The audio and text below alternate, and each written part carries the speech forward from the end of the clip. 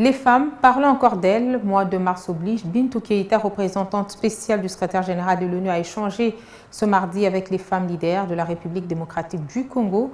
Au menu des échanges, l'amélioration du leadership féminin en RDC, mais aussi la représentativité de la femme au poste de prise de décision.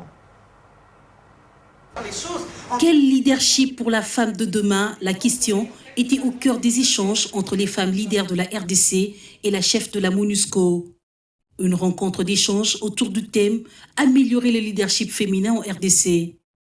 La représentante spéciale du secrétaire général de l'ONU en RDC, les femmes leaders et celles évoluant en politique et les femmes des médias ont décidé de créer un pont entre elles pour accompagner celles qui se lancent dans la politique à partager très aisément leur vision dans les médias.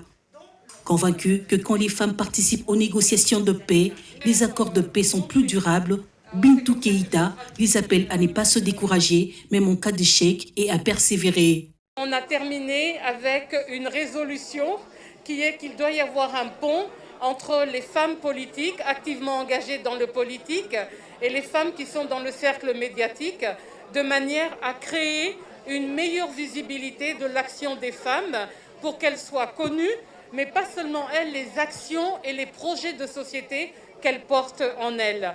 Lorsqu'on essaye un parcours politique et que l'on échoue, il ne faut pas rester sur l'échec, il faut rester déterminé à continuer.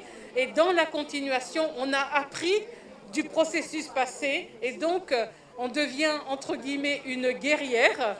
Elle les a, par la même occasion, appelés à la solidarité. Marie-Josée Ifoku, femme politique et ancienne candidate à la présidentielle de 2018, a salué cette rencontre qui, selon elle, renforce la confiance entre femmes. On s'est tout simplement, on a chacun essayé de définir le leadership avec un seul mot et on s'est rendu compte en fin de compte que la femme est quelque part un leader, je dirais pas né, mais un leader éduqué et préparé à vivre ce leadership-là. Mais sa grande faiblesse, c'est qu'elle n'en est peut-être pas consciente, puisque prise dans ses responsabilités. Donc elle ne s'est pas donné le temps de se vendre elle-même, elle ne s'est pas donné le temps de passer dans les médias. D'ailleurs, c'est la raison pour laquelle il y a eu cette rencontre-là entre femmes leaders et les femmes de médias, pour pouvoir faciliter cette tâche-là. Un échange haut en couleurs et plein de vivacité qui a réuni les femmes de différents secteurs. Occasion pour celles évoluant dans l'armée d'appeler les femmes intellectuelles à intégrer l'armée. Donc ensemble, on voulait juste améliorer le leadership de la femme congolaise. Moi, mon point de vue était que la femme puisse parfaire son intellect dans son savoir-vivre, savoir-faire et savoir-être.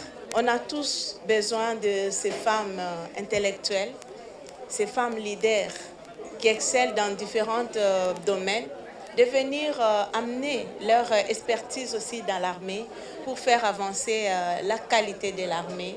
À l'issue de ces échanges à bâtons rompus, la MONUSCO promet d'accompagner ces femmes à renforcer leurs capacités afin de transformer leur potentiel pour leur participation effective dans la vie politique au niveau local et national.